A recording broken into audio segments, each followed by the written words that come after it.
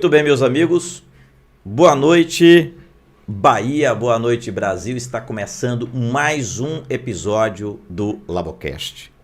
E hoje é diferente porque nós estamos ao vivo também, meu caro Giovanni, para a Rádio Andaia FM, para o mundo. lá para o mundo, né? Então, claro, no YouTube, no Facebook, e aí depois o pessoal acompanha os recortes, né, os episódios, já também nas outras plataformas que você vai anunciar. Estamos aqui com o Giovanni Cardoso, que é gerente administrativo do Laboclive, a doutora Juliana Faustino, endocrinologista convidada de hoje. E hoje, meus amigos, você, amigo internauta, você, amigo ouvinte, nós vamos falar sobre diabetes. É aquela coisa assim que a gente imagina, acho que todo mundo tem alguém na família com diabetes. Ou alguém próximo, ou um amigo. Será que com o tempo vai virar aquela coisa assim de que, não sei, caminha para todo mundo vai ter? Né? Como diz que catarata, né? Diz que todo mundo em algum momento lá no estádio vai ter. O que é que está acontecendo? Porque está crescendo cada vez mais a nossa alimentação. O que é que pode estar por trás disso? É o sedentarismo? Temos mais casos de diabetes porque se pesquisa mais ou porque os casos estão avançando mesmo? Então, nós vamos falar sobre esses outros assuntos aqui, quais são os tipos de diabetes, mas deixa eu saudar aqui já o Giovanni, que vai interagir conosco também, está aqui no papel, viu, Giovanni, de entrevistador também. O pessoal de casa pode mandar a sua pergunta para a doutora Juliana, que vai falar conosco. Algumas pessoas já mandaram perguntas lá pelas redes sociais, a pergunta vai aparecer aqui. Isso. Não é isso, Giovanni? A gente deixou durante a semana a caixa aberta para chegar. Chegou muita pergunta, a gente selecionou algumas que foram muito repetidas. Então o pessoal pode ir mandando, vocês anunciando o tema, o pessoal pode mandar perguntas. Isso, exatamente. Todo podcast vai ser assim. E hoje, quem estiver também assistindo ao vivo, pode mandar também suas perguntas. Pode mandar. Ó, já surgiu aqui até uma ideia aqui na hora, que aí nas próximas a gente vai fazer o seguinte, aí, Giovanni, vocês vão discutir, vão abrir um canal lá para o pessoal mandar um vídeo, o pessoal fazendo a pergunta. Isso. Quem quiser colocar a cara na tela para a gente botar aqui. Ótimo, boa ideia. Então, Giovanni, boa noite, sua saudação. Noite. Boa noite, pessoal. Bem-vindos ao terceiro episódio do Labocast. Sou Giovanni Cardoso, nerd, entusiasta, né, do nerdismo, administrador, e até hoje não consegui parar de tomar café com açúcar, né? Então, olha aí, será que é o vilão esse café com açúcar? A gente vai falar sobre isso aqui hoje. Quando a gente faz assim uma entrevista, a gente faz meio que uma consulta, viu, doutor? A gente vai perguntando, mas é muita coisa da gente também. Uhum. Então, seja bem-vindo, eu vou deixar a senhora à vontade para se apresentar, né? A senhora é endocrinologista, atende aí no Laboclive, não é isso? Não, no Laboclive. Ainda não, tá? Mas a senhora fique à vontade para se apresentar, falar sobre também a sua formação, né? É um prazer para a gente receber a senhora. Certo, obrigada. Boa noite, Léo. Boa noite, Giovanni. Boa noite a todos. Agradeço o convite, né, por estar aqui com vocês para falar sobre essa doença, né, tão prevalente. Que, como você mesmo falou, né, é uma doença que vem crescendo a incidência na população, não só brasileira como mundial, e que é um motivo, né, de grande preocupação, na verdade, para a gente. Está muito associado à questão, como você mesmo falou, do envelhecimento, da obesidade, né? Dos hábitos de vida que a população vem apresentando. E aí estamos aqui para tirar algumas dúvidas sobre essa doença. Agora eu já começo assim com... E o Giovanni fica à vontade aí também, viu, Giovanni? Para complementar, porque... Quais são os tipos de diabetes? Porque tem diabetes que a gente ouve falar assim, que tem diabetes que ele é mais severo, tipo, tem gente que fica cego. Tem gente que tem que ter o pé amputado. Tem gente que convive com diabetes. Pronto, eu tenho um exemplo prático na minha família. A minha mãe morreu aos 50 anos. A minha avó está com 88 anos com diabetes. Apesar que eu já vou dar uma senha aqui, né? A minha mãe era da área urbana, era da capital. E minha avó, da roça, do interior, pegava lenha, lata d'água na cabeça, atividade, aquela comida bem mais saudável, né? Pode ser que tenha a ver por aí, mas o fator demográfico e socioeconômico também pesa. Eu acho que pesa, né? Mas, doutora Juliana, então explique aí pra gente, o que é diabetes? Até dentro dessa pergunta que eu fiz, os tipos, porque algumas pessoas são mais sensíveis, ou não sei, porque algumas são mais severas, é mais rápido assim, e outras não. Na verdade, o diabetes é uma doença muito heterogênea, né? A gente tem a classificação em relação à causa, a gente classifica em tipo 1, tipo 2, diabetes gestacional e diabetes decorrente de outros problemas. Por exemplo, doenças endócrinas, medicamentos, doença do pâncreas. Então, tem diversos tipos de diabetes. O mais comum, quando a gente fala assim, diabetes, que todo mundo pensa logo, é o diabetes tipo 2, né? Que é um diabetes que ele é adquirido, tem uma questão genética envolvida, né? Uma questão familiar, então existe o risco familiar. E os hábitos de vida, é isso que vai determinar, né? A questão do sedentarismo, do excesso de peso, alimentos ricos, né? Muito calóricos, ricos em carboidratos, em gorduras. Então, são esses fatores principais para o desenvolvimento do diabetes tipo 2. Já o diabetes tipo 1 é um pouquinho diferente, né? A causa do diabetes tipo 1 já é uma deficiência de insulina por uma questão autoimune, e aí o indivíduo ele começa já a abrir o quadro de forma mais rápida, já com falta de insulina no corpo. Mas não necessariamente o diabetes tipo 1 é mais grave do que o tipo 2.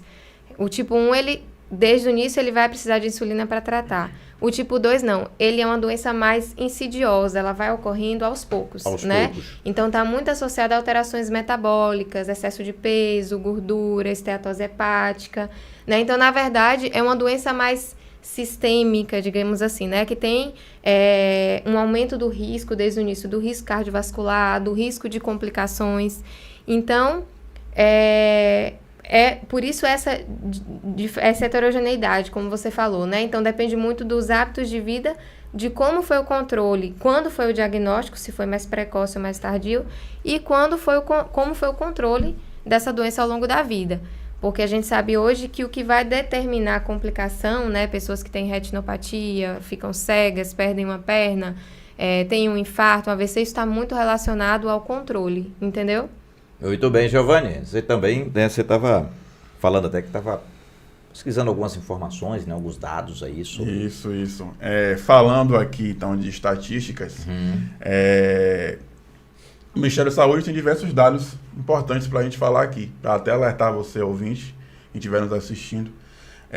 No Brasil, cerca de 9% da população adulta tem diabetes. Na verdade, no mundo, estima-se que 10% da população mundial tem diabetes, mas desses 10%, 50% deles nem sabem quem tem diabetes. Olha aí, e de 10 pessoas, um tem diabetes. Exatamente.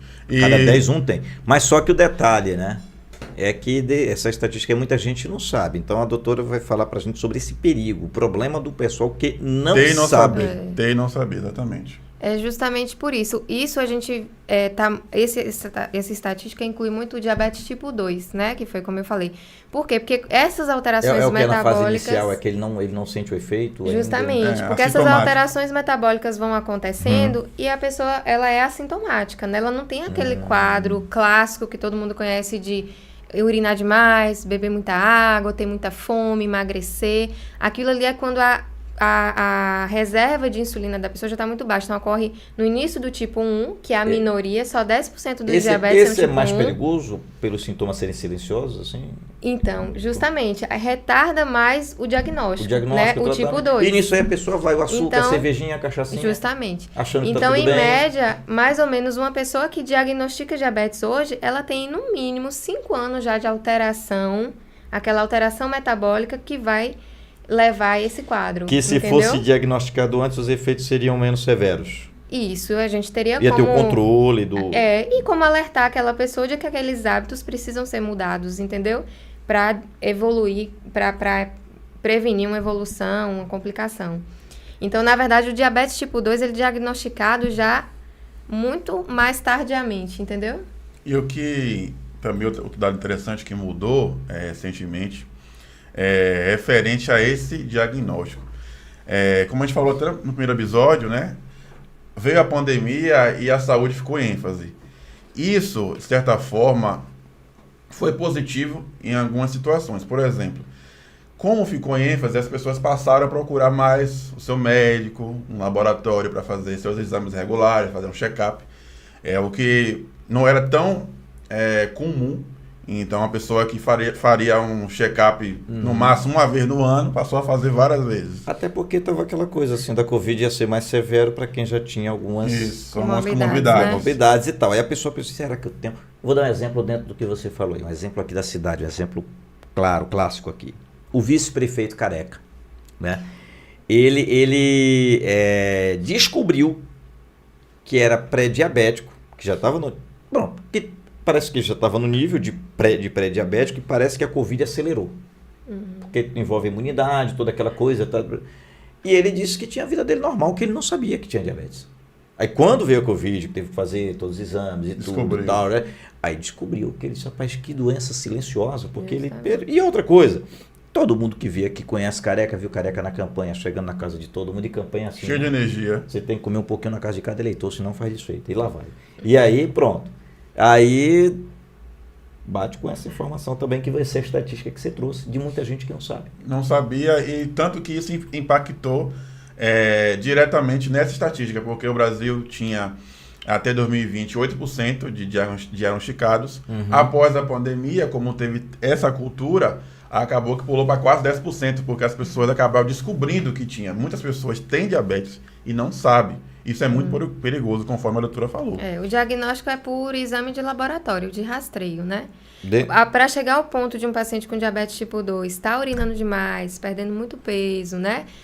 Bebendo muita água, aqueles sintomas clássicos, ele já tem aí um tempo bom de doença sem diagnóstico. Estamos apresentando o terceiro episódio do Labocast. Diabetes, cuidar para salvar. Daqui a pouco as perguntas aí do pessoal de casa. Eu vou trazer algumas perguntas também do pessoal do rádio. Mas dentro disso que a gente vamos falar, que olha, o pessoal de casa está ali, não é isso? Exatamente. Está aqui? Então tá. Vamos fazer o seguinte aqui, pegando ainda dentro desses assuntos aí, o Giovanni vai falando e vem pergunta. Então, o que é o pré-diabético? Porque é importante isso aí. Quando é que você é considerado pré-diabético? E depois a gente vai falar sobre a questão desses exames. Porque eu mesmo teve um dia que eu fiquei assustado, fui fazer um exame, acho que deu 104. Mas depois eu lembrei que eu tinha comido uma pizza umas 9h30 da noite. Aí me aliviou mais um pouquinho, mas enfim, né? Onde é que a pessoa deve ficar preocupada? O jovem que já está dando 98, é preocupante? No idoso já seria... Mas enfim, o pré-diabético ele já tem que ter os mesmos cuidados que a pessoa que tem diabetes.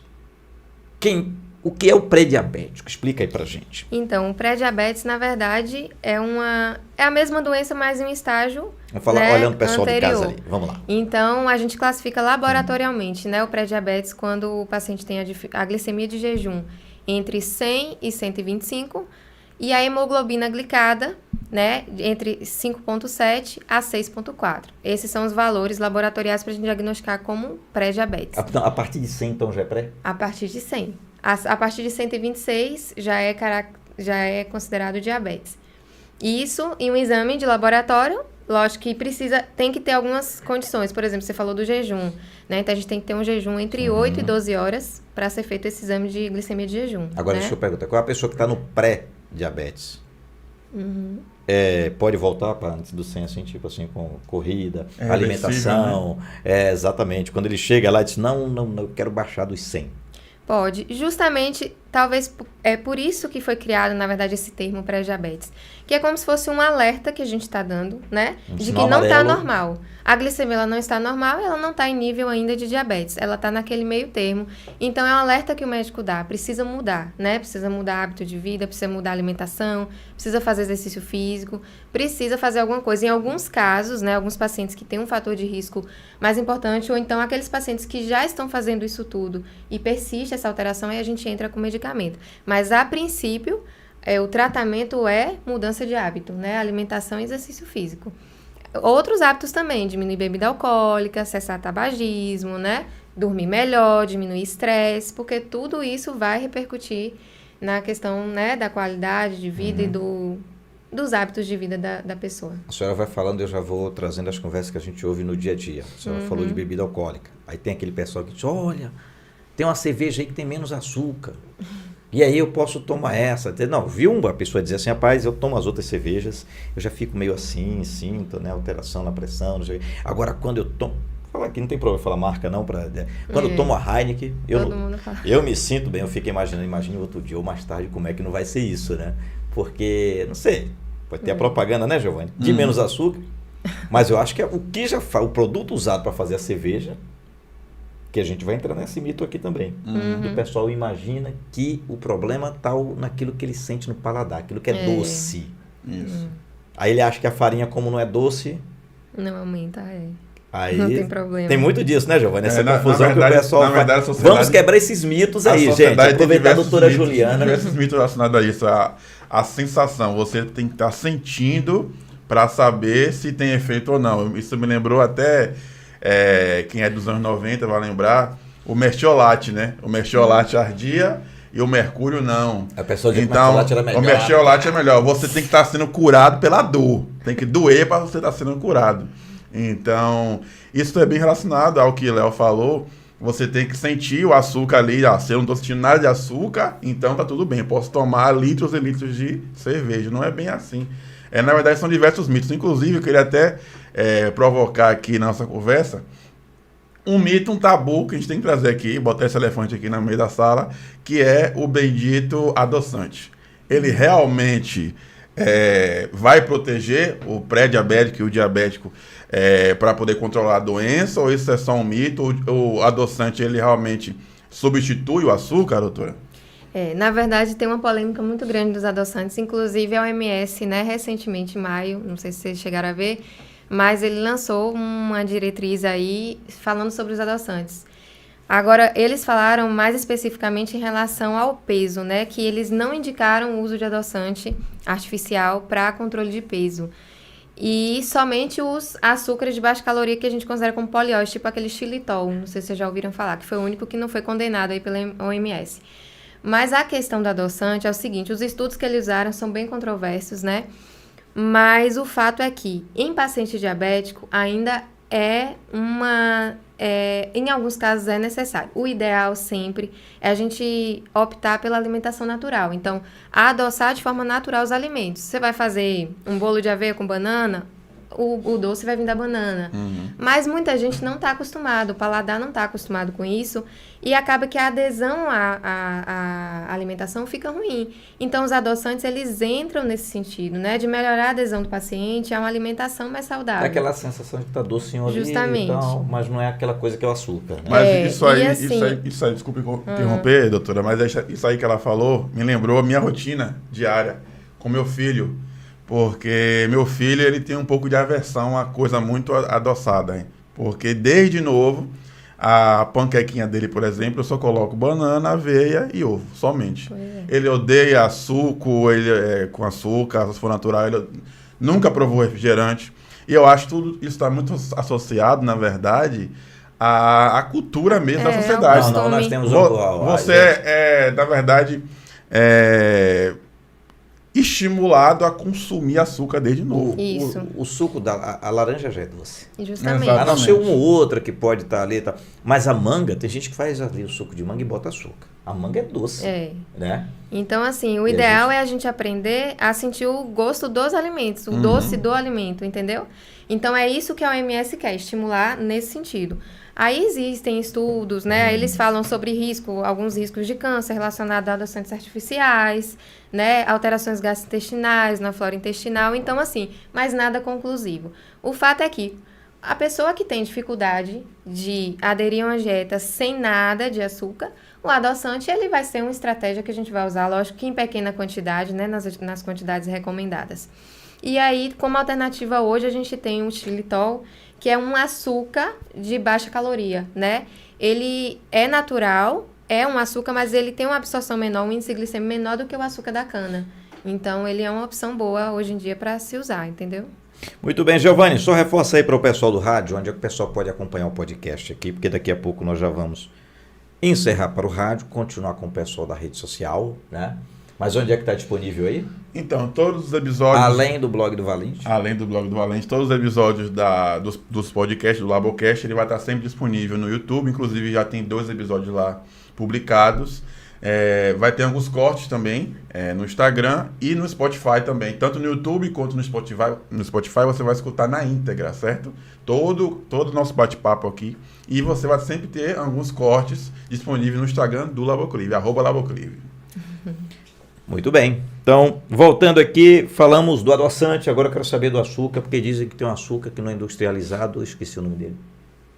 Ou Demerara? Demerara, sim. Eu só compro Demerara. Não sei se faz alguma diferença.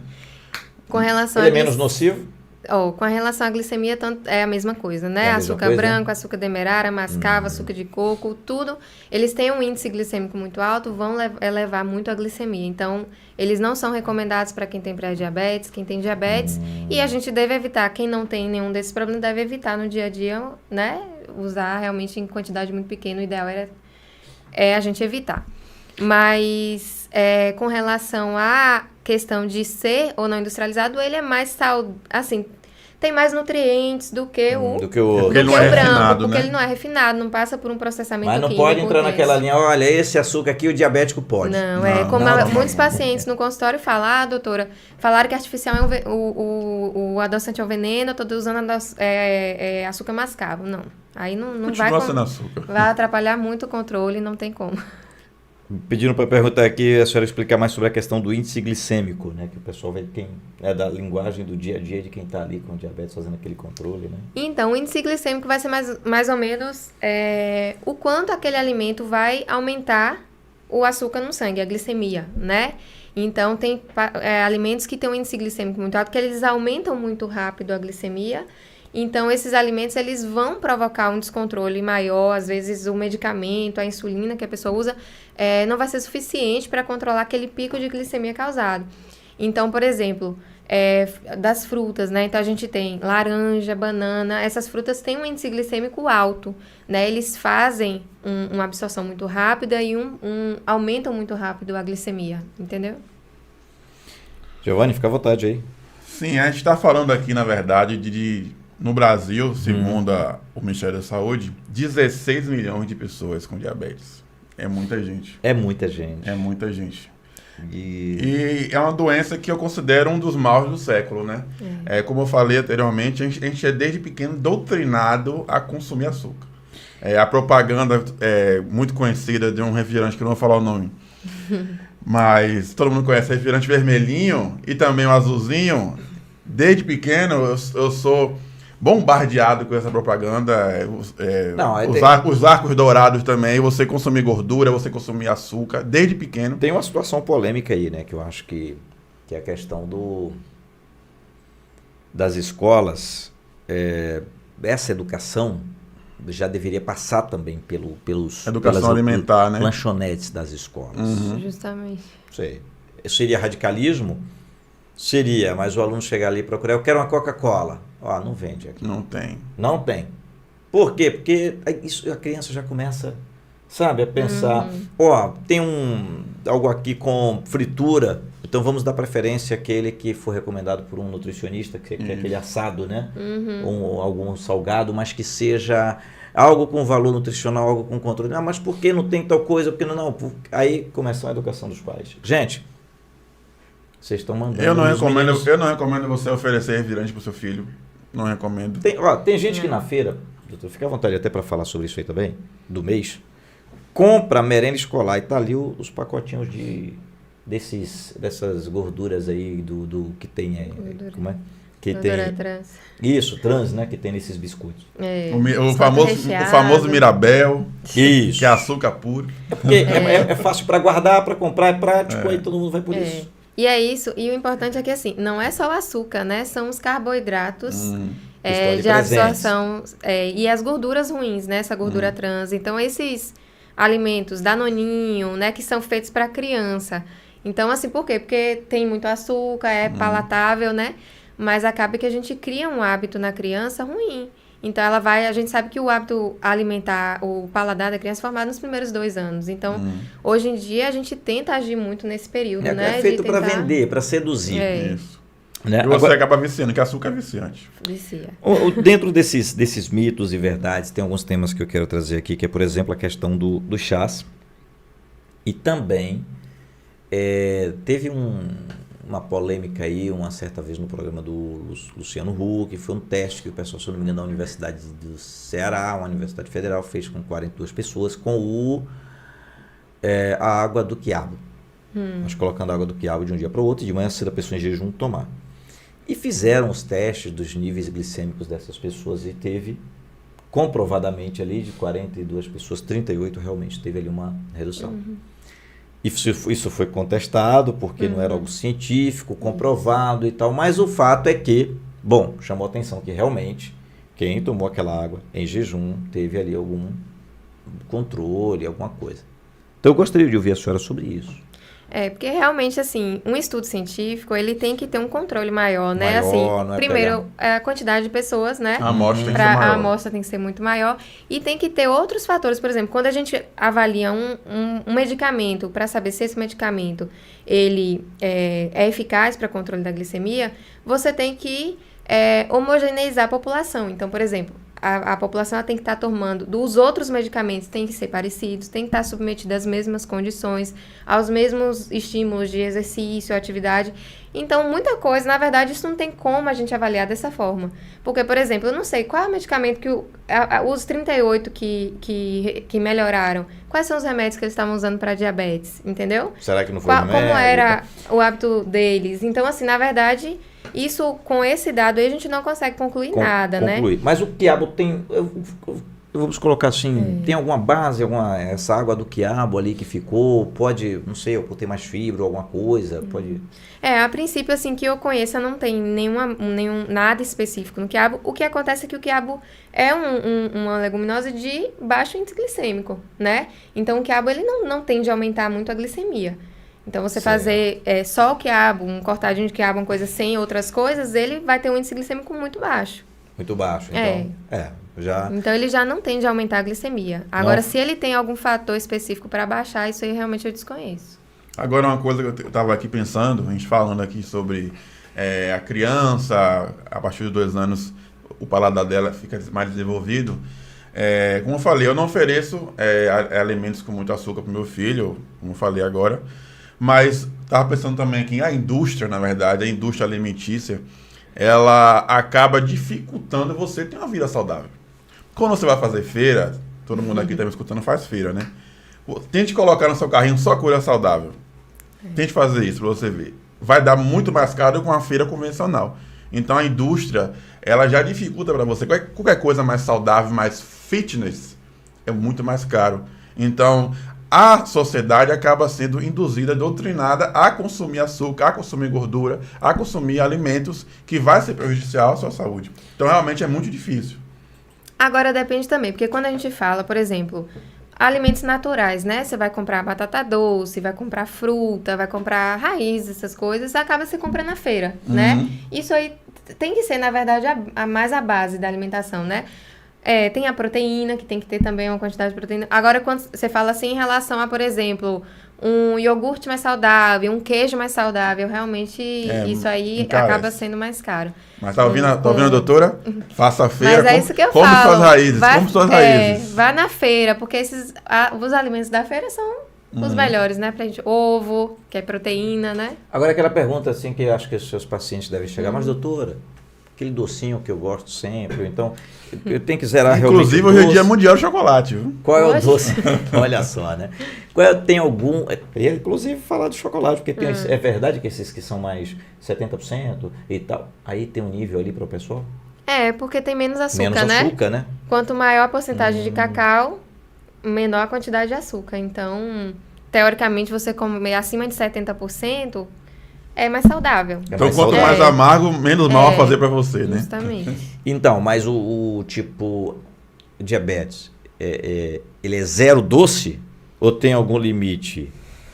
Olha, o que a gente fala é assim, o que importa é o que você faz na maior parte do tempo, né? Então, se você leva na maior parte do tempo uma vida saudável, se alimenta bem, não tem a depender de como esteja seu controle, vai estar provavelmente bom se você se alimenta bem.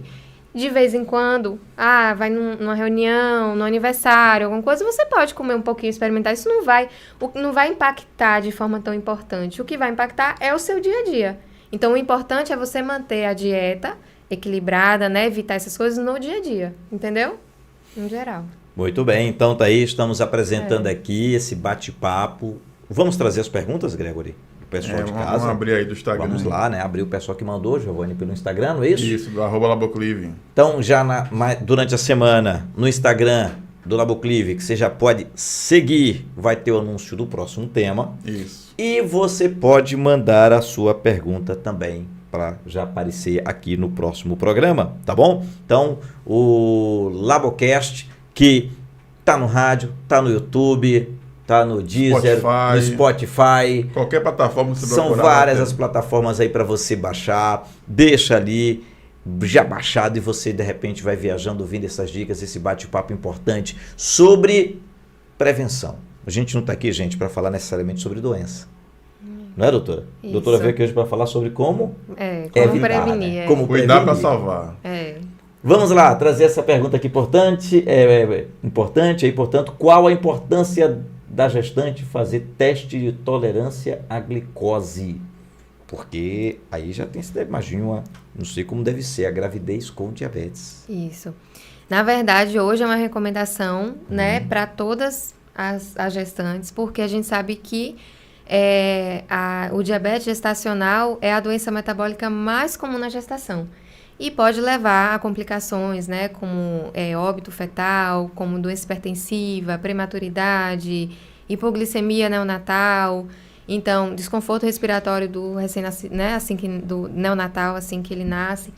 Então, assim, é extremamente importante, né? A gente faz um rastreio, logo quando, na primeira consulta pré-natal, é feito a glicemia de jejum, né, e hemoglobina glicada, para você fazer o diagnóstico se essa paciente, ela tem um diabetes prévio, ou se ela já tem, né, a partir de glicemia de jejum de 92, a gente já considera como um diabetes gestacional. E se ela tiver critério para diabetes mesmo, ela já encara como um diabetes diagnosticado na gestação. E aí, as pacientes que, nesse rastreio inicial, elas não tiveram diagnóstico, tiveram glicemia normal, entre 24 e 28 semanas é feito o teste de tolerância à glicose. Por quê? Porque do meio para o final da gestação é quando ocorrem as alterações mais importantes, né? A mulher, ela, na verdade, a gestação, ela leva a um estado de resistência à ação da insulina. Então, na verdade, a gestação é um estado diabetogênico, né? Então, existe uma propensão maior a desenvolver diabetes. Aí existem os fatores de risco, né? Algumas mulheres... Tem diabetes desenvolvido depois da gestação, é isso? Não, durante a gestação, que é o diabetes gestacional. Do meio para o final da gestação é o risco maior, né? É o risco maior. De desenvolver por conta das alterações hormonais que ocorrem na gestação.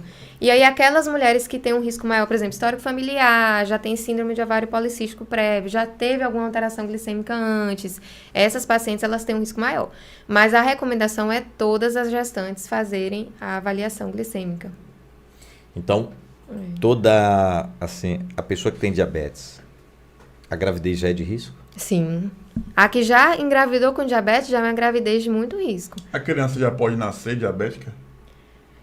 Existe o diabetes neonatal, né? Que ela desenvolve logo no início, logo nos primeiros dias de nascimento. É bem raro, mas existe. Tá vendo aí, mamãe? Mas não tem, cuidado. esse diabetes, ele não tem relação com a alimentação, não tem relação com a alimentação da mãe, tá? Esse diabetes é uma alteração genética, é por outras causas.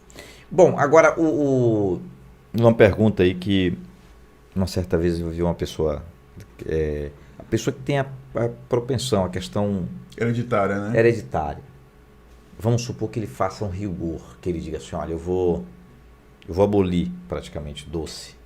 Vou viver numa dieta que onde o doce ele pode entrar lá no último caso, uma vez na semana e olhe lá e pronto. Isso poderia garantir que ele não vai ter diabetes? Mesmo sendo hereditário? Não, porque assim, diabetes ele é multifatorial. Então tem a questão hereditária, genética, né? A predisposição. Então, às vezes tem pessoas que têm um histórico na família inteira. A família paterna, a família materna, todo mundo com diabetes. O risco dessa pessoa ter diabetes é muito alto. Muito alto. E aí, o que vai aumentar esse risco são os hábitos. Então, só ele restringir o doce não vai ser determinante, entendeu? Mas pode retardar. Pode retardar. Quer dizer, um estilo e como eu falei, saudável. Não é só o doce, né? É a alimentação como um todo. Então, a alimentação muito calórica, rica em gordura. Se você fala que ele mesmo que ele tenha uma Vamos supor alimentação que saudável. Ele viu o pai, o avô, aí... Até para, claro, né, que é muito difícil também a pessoa viver, todo mundo ali comendo. Isso. Mas ele disse, não, eu vou adotar isso aqui. Ele, Então, pelo menos, ele vai jogar bem pra frente. Diminui o risco, retarda, Sim, pode retardar. mas não elimina, né? Associado a uma atividade física também, Isso. né? E mesmo que ele tenha diabetes, pode ser um diabetes mais brando, mais fácil de controlar. Então, assim, mesmo que a pessoa desenvolva, é importante mudar os hábitos, porque isso vai retardar a progressão. E hoje, antes a gente achava que, assim, ter diabetes era sinônimo de ter complicação. Hoje a gente sabe que não. Hoje a gente tem muita medicação boa no mercado, os hábitos de vida, né, quando são realmente mudados, isso pode impedir realmente complicação de diabetes, entendeu? Então, existem pessoas, eu tenho pacientes no consultório com 20 anos de diabetes que não tem uma complicação, porque cuidam bem desde o início, Quando entendeu? a gente conversa com algumas pessoas que tiveram, a gente vê, chegou ao ponto de amputar um pé, algum nível de cegueira. Aí quando a gente conversa com essas pessoas ou com familiares, o pessoal diz, olha, era teimoso. Aquele pessoal que insistia, né? Eu achava que não ia piorar, né? Que ia ficar aquela situação. Eu gosto de ouvir entrevistas antigas e tal. Outro dia eu ouvindo a entrevista do Raul Seixas e ele dizendo, e o pessoal, Raul, você tem diabetes? Tá? Eu tenho, mas não ligo para isso não, tomo Coca-Cola. E aí depois já acabou aquela complicação com o pâncreas, com Não só excesso de Coca-Cola, bebida, né? tudo. Coca-Cola Se fosse só a Coca-Cola, talvez, né? Mas ali, aí a diabetes dele, eu acho que foi muito pelo hábito do consumo do bebida alcoólica, bebida que alcoólica era ali, forte. exagerada, aquela coisa diária, né? A ponto de fazer show alcoolizado. Ao ponto de nem conseguir fazer show. Tem isso também, né? Quem conhece a história E existe também o diabetes o álcool, ele pode levar a doença pancreática, né? A doença do pâncreas, Sim. exócrina, e essa doença ser uma causa de diabetes também. Além não só pelo diabetes tipo 2, existe Quer dizer, o álcool levando a diabetes por prejuízo por no consequência. pâncreas, justamente, levando a pancreatite crônica e a diabetes secundário. É porque tem algumas coisas que andam meias, assim, em alguns casos. Por exemplo, quem tem insuficiência renal, aí diabetes está associado, hipertensão e tal. Aí tudo isso tem uma mistura, né? Uma coisa causa efeito da outra, não sei. A insuficiência renal acaba sendo mais uma consequência, né, dessas doenças. Hoje, diabetes e hipertensão são as principais causas de insuficiência renal crônica, né? Mas diretamente a insuficiência renal levar a diabetes, não, mas seria mais ao contrário. Olha, estamos apresentando aqui, você está acompanhando já o 3º episódio do Labocast. Hoje um tema que tem a ver com muita gente, com muitas famílias, né? Essa preocupação que as pessoas têm, e é importante mesmo que tenham essa questão da prevenção, de ter até para a gente, dentro do que a gente abordou aqui, doutora, do pessoal que convive, tem gente que a senhora falou que tem 20 anos que tem diabetes, que deve diabetes não decretou que a pessoa não vai viver mais, ou que vai ficar cego, ou que vai ficar impotente. Isso aí são as consequências mais severas que a senhora falou, né? Da falta de controle da doença, né? E o que chama a atenção também, como a gente falou desde o início, existem pessoas, como a doutora falou, que têm e conseguem ter uma vida normal, controlando a doença, mas esse podcast é para você também, que possa ser que você tenha e você nem saiba. Como a gente falou desde o início, 10% da população mundial é diabético e 50% deles não sabem que são diabéticos. Então é muito importante você compartilhar esse vídeo, você informar as pessoas. Minha mãe, ela é pré-diabética. Então eu tenho uma hereditariedade bem grande com isso, porque meu pai, os familiares dele também, minha avó era diabética, meus tios eram diabéticos, então por conta disso eu tento levar uma vida saudável, porque você tem que lembrar que o seu corpo é o seu templo, é a sua casa, você precisa cuidar bem dele. A doutora falou aqui, não é somente a alimentação, é você fazer algum exercício regular, você cuidar da sua saúde de diversas formas. É muito importante. Eu sei que é difícil nessa vida corrida que a gente tem, mas tente reservar pelo menos um tempinho para você fazer um exercício, você ter algum hábito, crie hábitos, crie uma rotina na sua vida que você possa cuidar do seu tempo, da sua casa. Doutor, agora o dia a dia da gente, né? Vamos colocar aí essa alimentação que o pessoal tem a preocupação ali também. Por exemplo, carne, que aqui se consome muito. Né? Algumas coisas que a senhora pode citar que, olha, é bom o diabetes tirar isso aí da sua dieta. O diabético tirar. Ou tal coisa ele pode, mas desde que com... Eu acho que a alimentação em si vai ter que ser com moderação sempre, né? Tirar a picanha Nada do é à brasileiro. vontade. Ele não vai pegar e dizer assim, ó, a doutora disse, doutor José disse que pode comer essa verdura aqui, então pronto, lá vai Isso, uma quiabada que dava para 7 meninos. Aí também... Então, assim, os alimentos, né, que são mais ricos em carboidratos, que tem carboidrato de absorção rápida. Então, o que são? É pão, é farinha de mandioca, né? As farinhas brancas, farinha de trigo também, macarrão, massas em geral, pizza, lasanha. Pão, a história do pão integral, e aí? O pessoal diz, olha, eu vou comer esse pão aqui, ele tá lá, e o pessoal que gosta de comer não come um pãozinho como a gente, como uma vara, né? Então, mas é integral. Como é logo um baguete inteiro de pão. Pode, só porque é integral. Olha, se for um pão realmente integral, o que é um pão realmente integral? Então, teria que ser feito com a farinha, né? Integral pode ser aveia, linhaça, amêndoas, que são farinhas... A aveia não tem um índice glicêmico tão baixo, mas tem bastante fibra. Mas, assim, são farinhas que são mais integrais, na verdade, do que o trigo refinado. Então, assim, se for realmente feito com multigrãos, farinhas integrais, tudo bem, você pode comer. Agora, se for aquele manchadinho, né, que às vezes mistura farinha de trigo normal com trigo integral, não vai ter diferença grande, não. Sem falar também que não... Desculpa interromper também, que eu conheço uma pessoa que come pão integral, mas enche de goiabada dentro. Aí não adianta. Não adianta nada. E tem uma outra coisa também que é importante. Não, tem que ter cuidado que, assim, com alimento integral e índice glicêmico, que, assim, nem sempre o integral, ele vai aumentar menos a glicemia. Ele é mais saudável, certo? Então, assim, na mesma quantidade, você vai entregar mais nutrientes para o seu corpo.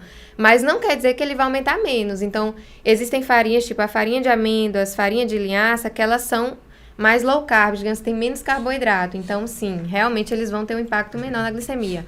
Mas a aveia, tem gente que fala, aveia é saudável, vou entupir de aveia. Não adianta, vai aumentar a glicemia. A aveia é mais saudável, tem mais fibra, mas ela também aumenta. Então, alimento integral não pode ser comida à vontade, né? Vamos trazer mais perguntas do pessoal? Vamos lá? Trazendo mais perguntas aqui, lembrando que nós estamos, você está acompanhando aqui, já o 3º episódio, lembrando que você pode acompanhar no Spotify, tem lá, o pessoal pode procurar, não é isso? Primeiro e segundo episódio. Os recortes estão lá no Instagram do Laboclive. YouTube. Colocamos também no Instagram do blog, mas todos os recortes você encontra lá também tem o canal do YouTube do Laboclive? Isso. Então vamos lá, então vamos trazer aí para você acompanhar. O legal é que você pode curtir, compartilhar, pode baixar também. Hoje nós tivemos uma parte no rádio. Vou pegar aqui, inclusive, esse trecho que não foi para o rádio, nós vamos disponibilizar também no rádio, porque o tema é importante. Então, trazendo aqui uma outra pergunta do pessoal que pode reforçar aí para você, mandar, Giovanni, pelo Instagram, é isso? Pelo direct? Durante a semana a gente abre uma box, uma caixa de perguntas no Instagram do Laboclive, @Laboclive, e você pode ir lá, soltar sua pergunta, que no próximo episódio a gente vai aqui trazer sua pergunta. A gente vai escolher, fazer, que são muitas, né? E vai estar aqui a pergunta pra gente dialogar sobre. Então vamos lá, já trazendo mais uma pergunta aí para o pessoal de casa que pode interagir conosco, o Labocast, que tem essa produção do Laboclive, tá bom? Essa produção do Laboclive, você vai interagindo aqui conosco, lembrando que o pessoal pode acompanhar no YouTube do blog do Valente, como nós estamos já fazendo aqui agora ao vivo e também trazendo para a Rádio Andaia FM. Doutora, agora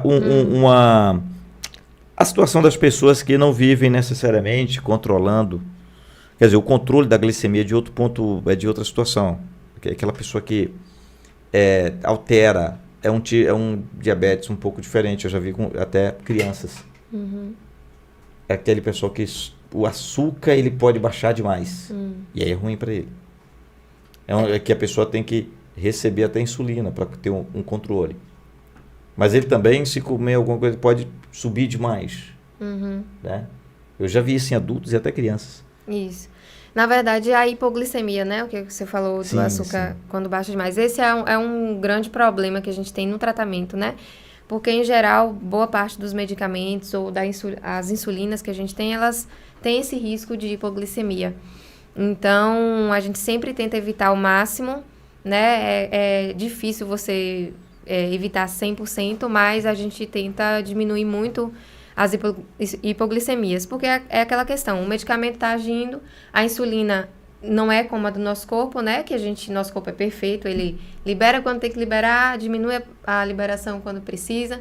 E aí, quando a pessoa faz uso de insulina, não. Essa liberação ela é mais constante.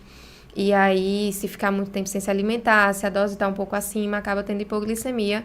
E a hipoglicemia pode levar a sintomas muito ruins, né?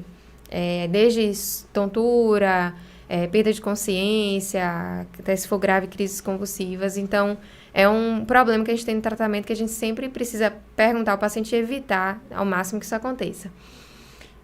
Tem a pergunta aqui do pessoal, qual o tipo de açúcar adequado para a pessoa com diabetes? Acho né? que A gente falou mais cedo. respondeu sobre isso. Não é isso? Praticamente já respondeu. Que tem o... Que seria o ideal o adoçante, o doce dos próprios alimentos. Quem não consegue pode lançar mão dos adoçantes artificiais. E tem o açúcar de baixa caloria, que é o xilitol, que é uma boa opção hoje em dia, né? Eles têm a expressão que o pessoal tinha, né? Quando a coisa era muito fácil. Diz, isso é mamão com açúcar. Quer dizer, o mamão já é doce, o pessoal ainda bota açúcar. Né? Tá no dia a dia ali do pessoal, né?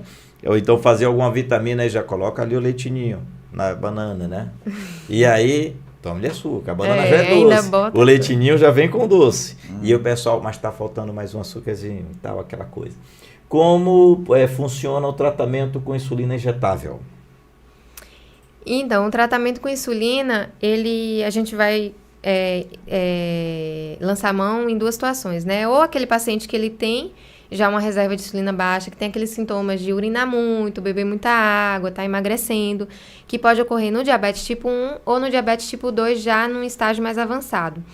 Ou, em algumas situações, um paciente que ele é muito resistente, né, tem uma resistência insulínica muito importante, que já está em uso de vários medicamentos para diabetes e que mesmo assim não controla, a gente acaba lançando mão também da insulina. E a insulina, assim, a gente tem 4 tipos, né, de insulina. A de ação intermediária, de ação lenta, de ação rápida e ultra rápida. Aí vai depender de cada caso, né? Alguns pacientes é necessário só usar de ação lenta, de ação intermediária, outros já precisam associar a insulina rápida nas refeições, então vai depender do caso. Muito bem, Giovanni. Então vocês vêm sempre, vocês que trabalham, o Laboclive está ali com os testes, os exames, né? Qual é o perfil assim do pessoal que vai procurar? Você vê quando o pessoal já está com sinal, com alguma coisa, só quando o médico pede, o que é? Como eu falei, né? Normalmente o paciente ele sempre espera o médico para passar uma requisição para ele, uma solicitação de exames. Então é nesse momento que às vezes o médico às vezes tem até uma suspeita ali, mas para confirmar manda fazer alguns exames e aí que ele descobre de fato tem um diagnóstico. E após a pandemia, como a gente já conversou aqui, isso mudou e está mudando de fato, as pessoas estão mais atentas à saúde, por isso que é sempre bom você fazer o seu check-up regularmente, cuidar da sua saúde, procurar um laboratório, o Laboclive está à disposição para você, fazendo qualquer tipo de exame, inclusive tem vários casos de pacientes que descobriram a doença através dos nossos resultados e você não pode esperar chegar ao ponto de você passar mal, ter algum sintoma grave, para cuidar da sua saúde. A gente está falando aqui de prevenção, como o Léo falou, não da doença, da prevenção. A doutora citou muitas formas aqui de você buscar ter uma vida saudável, seja com seus hábitos alimentares, exercício físico, tudo que você faz na sua vida que pode impactar no seu corpo. Então, a Laboclive está sempre disponível para você procurar a gente, fazer esses exames e cuidar da sua saúde, que é o seu bem maior, né? Muito. Doutora, não, eu só ia acrescentar que é importante assim saber quais são as recomendações, né? Quem que deve fazer exame de glicemia de jejum, hemoglobina glicada, que são os exames que, na verdade, fazem o diagnóstico da doença. A Sociedade Brasileira de Diabetes recomenda acima de 45 anos todo mundo, né? Pelo menos um exame anual. E abaixo de 45 anos se a pessoa tiver sobrepeso e obesidade com um fator de risco. Então, história familiar, né? Mulher que já teve diabetes gestacional, ela tem um risco aumentado de ter diabetes. Mulheres com síndrome de ovário policístico, história de parente de primeiro grau, como eu falei, né? Uso de medicamentos, por exemplo, pacientes que fazem uso de corticoide, né? Uso crônico. Geralmente aí o médico já acaba fazendo Tem outras medicações também que podem predispor a diabetes. Alguma doença, algumas síndromes, né, que também predispõem a diabetes. Então, tem uma série de fatores de risco. Então, basicamente, assim, acima de 45 anos todo mundo precisa fazer. Abaixo disso, se a pessoa tiver pelo menos um sobrepeso, obesidade com história na família, ela precisa fazer também um rastreio. Gente, eu quero aqui agradecer, né, ao Giovanni, agradecer a doutora e deixar o espaço aberto para a senhora trazer alguma dica, trazer alguma informação que não foi lhe perguntada, né, que é importante, né, uma mensagem para o pessoal de casa que a senhora possa deixar, não só para o idoso, para o coroa, né, que já está preocupado ali com seus 40, 50, mas a gente sempre tem aquela coisa assim de que tudo que acontece com a gente nos 40 ou 50 anos é também fruto que a gente fez durante toda essa juventude, que nós estamos com uma geração aí que da praticidade, da rapidez, do liga, traz porque eu tô com pressa, porque eu tenho que comer enquanto vou trabalhar, uma comida que faça agora, né? Esses fast foods e tal. Nunca teve tão presente, né, na nossa vida. Justamente. Então, na verdade, a mensagem que eu queria deixar é justamente isso. A importância maior é a prevenção. Então, assim, a gente precisa, né, desde cedo, ensinar as crianças, os jovens, né, e a partir do momento que você se conscientizar, não importa a idade, então começar a inserir um exercício físico no seu dia a dia, né, começar a se alimentar melhor no dia a dia, em casa mesmo, ter uma alimentação mais saudável. Isso não vai impedir de uma vez ou outra, no final de semana, né, comer um pouco, né, fora da rotina, mas assim, no dia a dia a gente tentar adotar hábitos de vida mais saudável, porque muitas doenças, não só o diabetes, elas ocorrem decorrentes dos nossos hábitos de vida, né, buscar dormir melhor, evitar muito estresse. Eu sei que é difícil às vezes no dia a dia, né, quem tem uma vida muito corrida, um estilo de vida muito estressante, mas na medida do possível a gente cuidar mais da nossa saúde, né, para prevenir justamente essas doenças que são assim uma epidemia hoje, né, diabetes, hipertensão, doença cardiovascular, e tudo isso está interligado, né, a causa é basicamente a mesma, então são os nossos hábitos. Então vamos nos movimentar, vamos comer melhor. Muito bem, muito obrigado, Giovanni. Muito obrigado e até a próxima. Obrigado, pessoal. Até o próximo obrigado, episódio, obrigado, doutora. E deixo para vocês, como eu disse, né? Como Sócrates dizia, saúde não é tudo, mas tudo é nada sem saúde. Então, fica a dica aí para vocês. Eu espero que tenham gostado desse episódio e até a próxima. Muito bem, muito obrigado. Até a próxima, doutora. Volte aqui mais vezes.